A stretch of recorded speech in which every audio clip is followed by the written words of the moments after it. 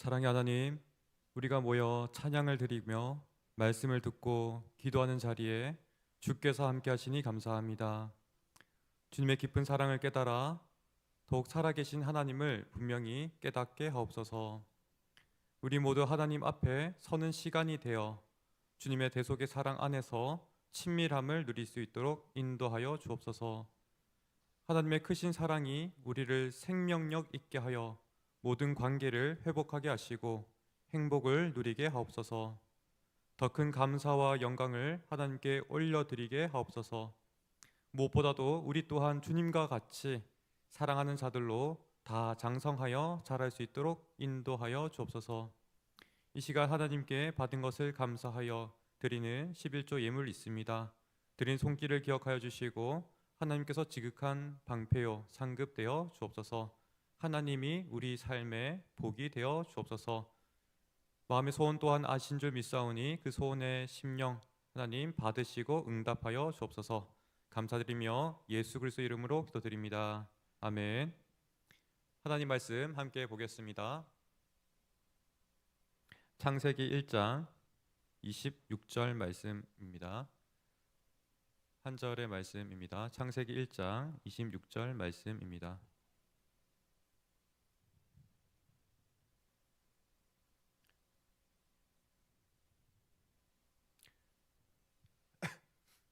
신약 성경 2면에 있습니다. 창세기 1장 26절 말씀 함께 합심하여서 읽겠습니다.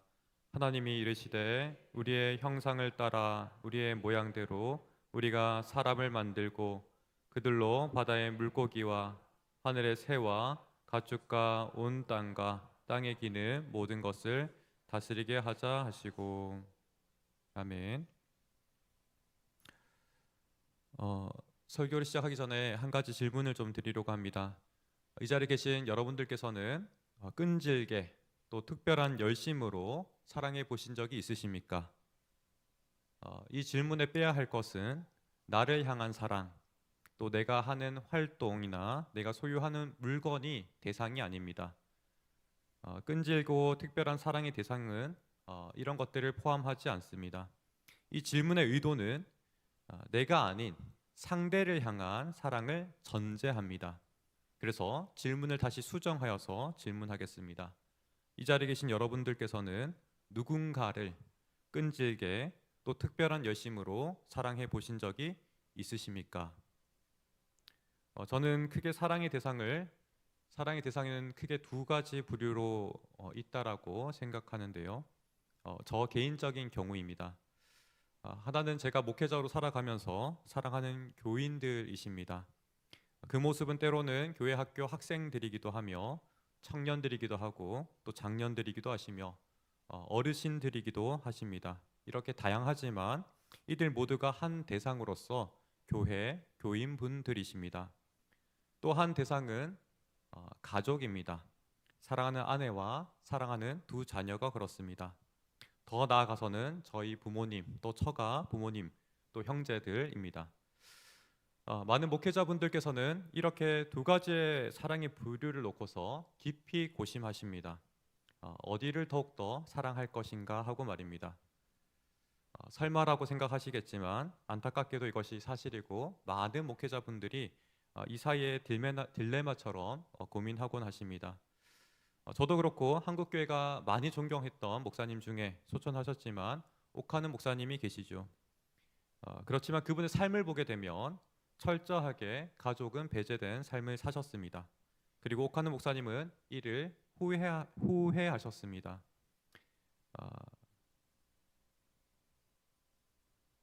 저는 이러한 부분을 보면서 우리 세대가 살아가는 목회자들 또 교회는 어떠해야 되는가 많은 고민을 하게 됩니다. 결과적으로 교회와 가정 이것을 어떻게 균형을 잡느냐에 따라서 목회 양식이 다양하게 변합니다. 저는 결국 이것을 어떻게 조화롭게 만들어 가느냐가 결국은 교회의 모양을 결정하는 것 같습니다. 이것은 비단 목회자만의 고민은 아닐 것입니다. 일상을 정말 신뢰가 되겠지만 뼈 빠지게 사시고 예배와 봉사로 많은 수고를 하시는 성도님들의 애환 또한 여기에 있지 않나 싶습니다. 주를 향한 열심이 때로는 내 자녀를 향한 소홀함으로 이어지는 것 같은 그러한 이상한 말입니다. 그러나 이를 진지하게 고민하고 삶에서 경험으로 배워보니 이제 와서 보기에 꼭 그렇지만은 않은 것 같습니다. 두 대상은 크게 구분할 필요도 없고 크게 상충되지도 않습니다. 저는 이것을 감사하게도 우이동교회에서 배웠습니다. 그래서 진심으로 담임 목사님께 먼저 감사드리고 또 우이동교회 성도님들께 감사합니다. 가족을 진실하게 사랑하는 것이 곧 교인분들을 진실하게 사랑하는 것으로 자연스럽게 이어집니다. 그리고 교인분들을 진실하게 사랑하는 것이 곧 가족을 사랑하는 것으로 이어집니다. 분명하지만 둘은 연결되어 있고 사랑이라는 공통점 안에서 긴밀하게 묶여져 있습니다. 잘 쉽게 이해되지는 않으실 것 같습니다. 저는 이런 점에서 계속해서 언급하지만 아구가 절대 아닙니다. 네, 담임 목사님의 언어가 정말 부럽습니다. 담임 목사님께서는 이를 밀도라고 표현하십니다. 양이 아닌 밀도입니다. 아무리 짧은 시간이지만 내가 진정으로 상대를 사랑한다면 짧은 시간 안에서도 충분한 사랑의 교감을 누릴 수 있습니다. 제가 설교 서론에서 이렇게 사랑에 대해서 말씀드리는 이유는 이것이 곧 오늘 본문이 말하는 가장 핵심이기 때문입니다. 본문의 말씀은 딱 한 절이지만 사실상 너무나도 방대한 이야기를 담고 있습니다.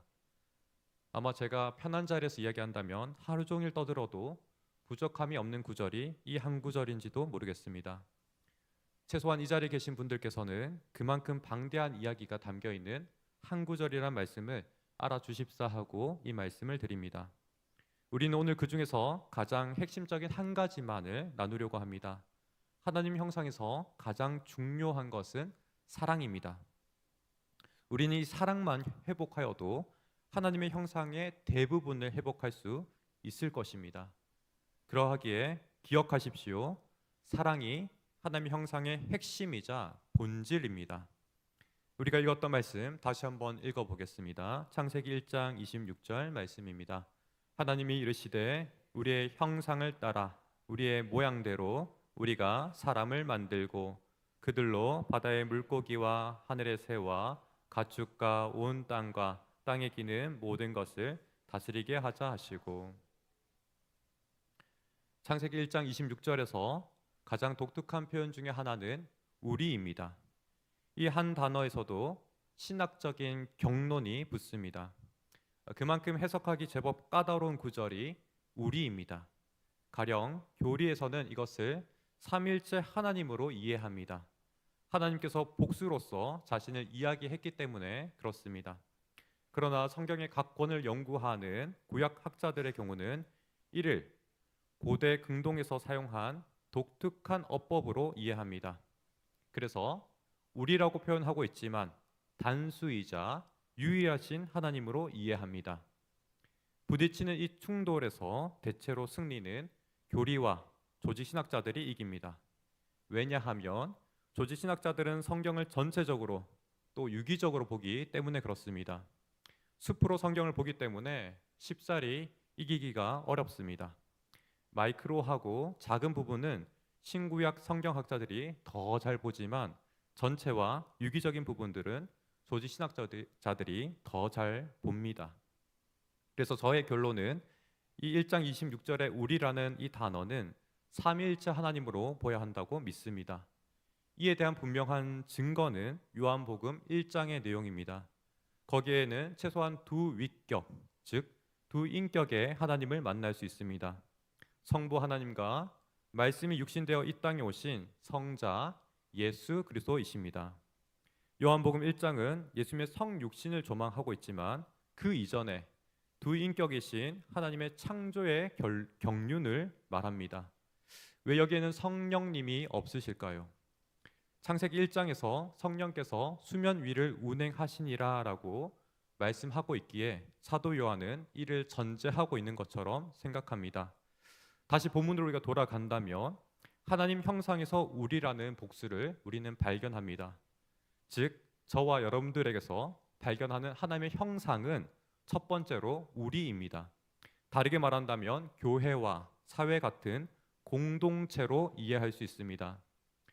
물론 저는 목회자로 살면서 제법 사회와는 상당한 거리를 두고 살아가기 때문에 저에게는 이 단어가 교회이자 가정입니다. 저는 교회와 가정을 통해서 세상을 만납니다. 성도님들의 삶의 이야기를 통해서 또 저의 가족들의 이야기를 통해서 세상을 만납니다. 어찌되었든 우리는 하나님을 닮았고 닮았기에 우리는 공동체입니다. 그런데 이 공동체는 하나님께서 단 한 사람으로 지칭하십니다. 창세기 1장 26절에 사람이라는 단어를 주목하면 이것은 복수로 사용되지 않았습니다. 단수입니다.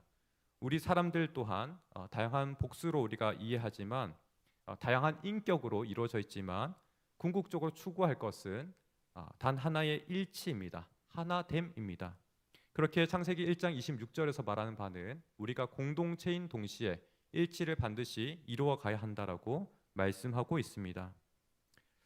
저는 개인적으로 이곳 의동교회가 세 번째로 사역하는 교회입니다. 저는 또한 목사의 아들로 자랐기 때문에 그동안 몸담았던 교회를 합하면 총 9곳 정도 됩니다. 이것을 누군가는 부러워할지 모르겠지만 저는 오히려 한 교회에서 우직하게 계신 분들이 그렇게 부러울 수가 없었습니다. 뿌리 깊은 친구가 없었기 때문에 그렇습니다. 그런데 이러한 상실의 마음은 비단 저만 가지고 있는 것이 아니었습니다. 거의 모든 교회가 공동체의 하나됨에 대해서 애통함을 가지고 있었습니다. 거의 모든 교회가 건강하지 않았기 때문에 하나됨을 원한 것이 아니었습니다. 오히려 대부분은 건강하기 때문에 하나됨을 원했습니다. 그런데 하나됨을 얻지 못하여서 하나되지 못했기 때문에 애통하였습니다. 그렇다면 우리가 하나님의 형상을 회복할 지점 또한 바로 이 지점입니다. 그것은 무엇이겠습니까?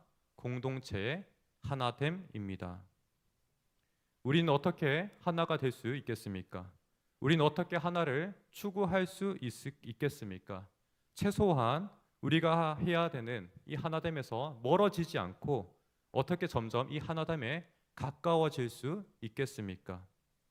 이는 신앙의 코어를, 핵심을 찾는 것과 같습니다. 가장 정수이자 가장 핵심을 찾아가는 것이죠. 공동체의 하나됨은 근본적으로 사랑만으로만 가능합니다.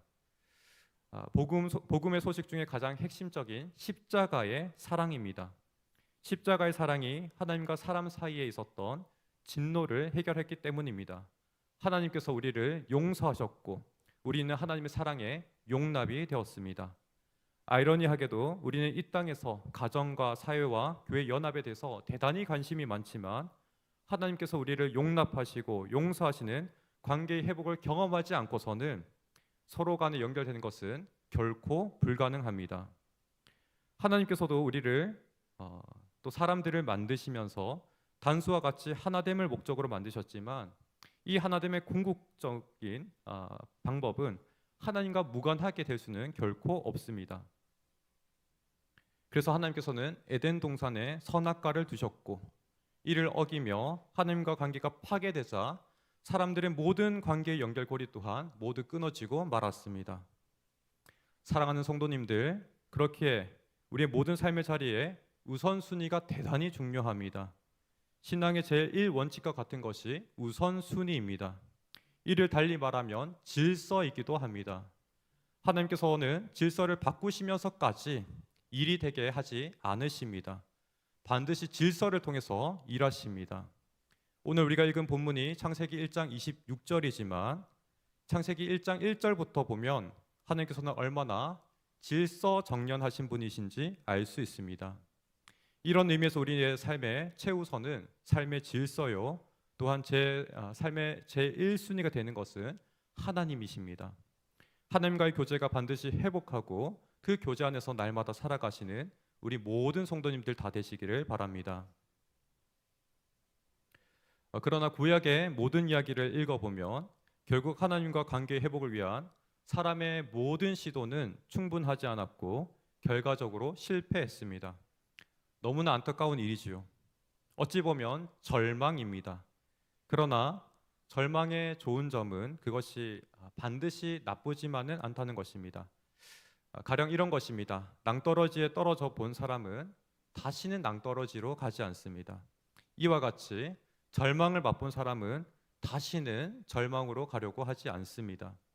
이러한 절망의 과정을 거친 다음 하나님께서는 비로소 우리에게 진정한 하나님의 형상이자 우리를 가르치시고 지탱할 수 있는 제1의 보혜사를 보내주셨습니다. 요한복음 14장 16절에는 이 말씀에 근거하면 예수님께서 우리의 원보혜사가 되십니다. 예수님을 통해서 우리는 진정한 하나님의 형상을 보았을 뿐만 아니라 주님과 한 몸이 되어서 진정한 소망으로 끊임없이 나가게 되었습니다. 요한복음 1장 18절에서 이러한 진정한 하나님의 형상이 곧 예수님이라고 언급합니다. 1장 18절 말씀 제가 읽어드리겠습니다. 본래 하나님을 본 사람은 없으되 아버지 품속에 있는 독생하신 하나님이 나타내셨느니라. 하나님을 본 사람은 없었으나 예수님께서 하나님을 나타내셨습니다. 하나님의 형상을 예수님 자신을 통하여서 나타내셨습니다. 그러하기에 우리는 예수님을 알면 알수록, 그를 경험하면 경험할수록 하나님의 형상을 깨닫고 알게 됩니다. 이렇게 우리에게 주신 주님은 요한복음 15장에 이르러서 연합을 말씀하십니다. 요한복음 15장 5절 말씀입니다. 우리 함께 읽어보겠습니다. 나는 포도나무요 너희는 가지라. 그가 내 안에 내가 그 안에 거하면 사람이 열매를 많이 맺나니 나를 떠나서는 너희가 아무것도 할 수 없음이라. 이 깊은 사랑의 연합은 우리로 하여금 반드시 우리가 사랑하는 존재가 되게 하십니다. 이전에는 공동체를, 또 그 이전에는 하나님을 사랑할 수 없었던 우리를 변화시키셨습니다. 예수님께서는 마침내 하나님을 사랑하게 하시고 또 공동체를 사랑할 수밖에 없는 존재로 우리를 변화시키십니다. 예수님께서는 우리를 여전히 공사하고 계십니다. 그러나 이 궁극적인 사랑의 핵심은 십자가의 사랑입니다. 십자가의 사랑이라 하니 혹여나 잔인하고 폭력적인 힘 앞에서 무력하게 죽는 그러한 사랑으로 오해해서는 안 됩니다. 십자가의 사랑은 나를 위해 대신 죽으심입니다. 내가 죽어야 하는데 그가 나를 대신하여 죽으신 사랑입니다. 요한복음 15장 13절 말씀 제가 읽어드리겠습니다. 사람이 친구를 위하여 자기 목숨을 버리면 이보다 더 큰 사랑이 없나니. 사랑하는 여러분들, 주님께서는 우리를 가장 가까운 친구로서 자기 목숨을 버리셨고 가장 큰 사랑을 나타내셨습니다. 내가 잃어버린 생명을 그의 생명으로 대신하여 주셨습니다. 그래서 우리 모두는 사실상 예수님의 심장을 이식받은 것과 다름없습니다. 우리의 모든 인생은 그러하기에 보너스와 같은 인생이고 우리의 인생은 우리에게 생명 주신 이를 위하여 살아가는 인생입니다. 그렇게 우리가 진정으로 하나님의 형상을 회복한다면 그것은 예수님의 삶을 이어서 살아가는 것입니다. 그것은 사랑이고 또한 공동체가 진정으로 예수 그리스도로 하나 되는 것이 유일한 길입니다. 우리가 주님 안에 거하는 것이며 주님께서 우리 안에 진정으로 거하시는 유일한 길이 사랑하는 것입니다. 사랑하는 성도님들, 우리 모두는 하나님의 형상입니다. 하나님의 형상으로서 그리스도의 몸이며 단수와 같은 한 사람입니다. 그리스도께서 우리의 머리시고 우리는 그의 몸이십니다.